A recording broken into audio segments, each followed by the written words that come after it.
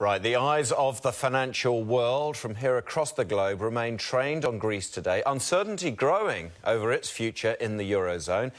An exit from the currency would pave the way for a humanitarian crisis potentially, but could also prove Greece's only option to survive long term. And joining us now to discuss the options and what's been going on this morning is the Executive Director of the think tank New Zealand Initiative, Oliver Hartwich. Oliver, thank you for your time this morning. First of all, look, the polls, they're showing a small majority are in favour of Greece saying no in this referendum, getting out of Europe, getting out of these austerity measures.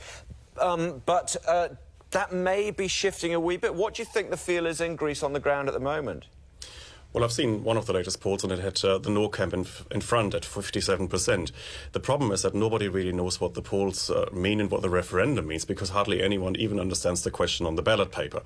The current Greek government actually says, even if you vote no, we might still stay in the Eurozone. Well, other European leaders, including Angela Merkel and the French president, have said, well, actually, the moment that you vote no, basically you take yourself out. So it's not even clear what that will mean. So what's going on here? Europe wants certainty. This is the problem. This is the biggest fear they have. The fact this has never happened before. No one knows what's going to happen this weekend. No one knows how anyone's going to react. And they just say, well, let's just get a decision made and let's move on. Yes. Well, there are no certainties around the referendum, but there is one thing that's absolutely certain, and it is Greece is bankrupt, and it has been bankrupt for 5 years. So now is really the time to make a decision on what to do with this country. And I think the only decision that will actually help Greece in the long run is to take it out of the Eurozone, because it cannot recover economically while it stays in. Right, so let's look at that. Let's assume that come next week they're moving away, they're going to start printing drachma again. What are the downsides?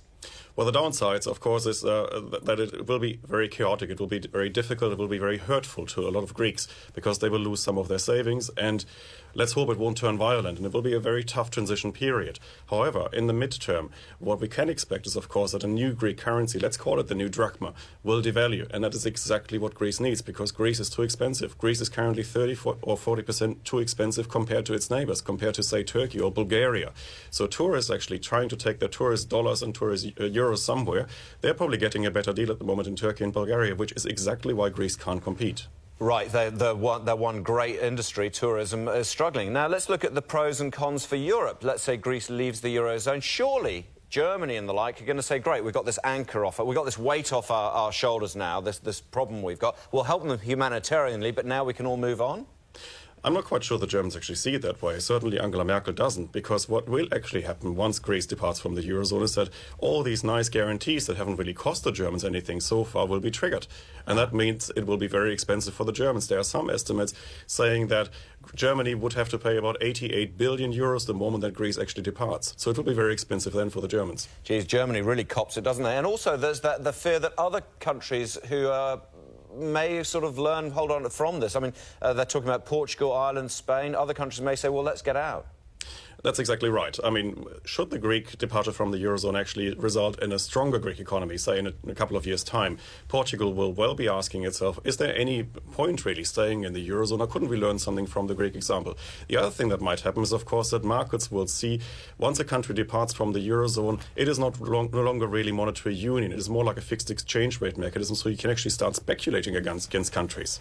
Oliver, the good news is, of course, despite the fact Greece owes $500 billion, there's a fundraising page going to pay Greek debts, which we trivialise what is a hugely serious situation. But, yep, we'll find out what happens over the weekend, I guess. Oliver Hartwich from the New Zealand Initiative, thanks for your time. Thank you.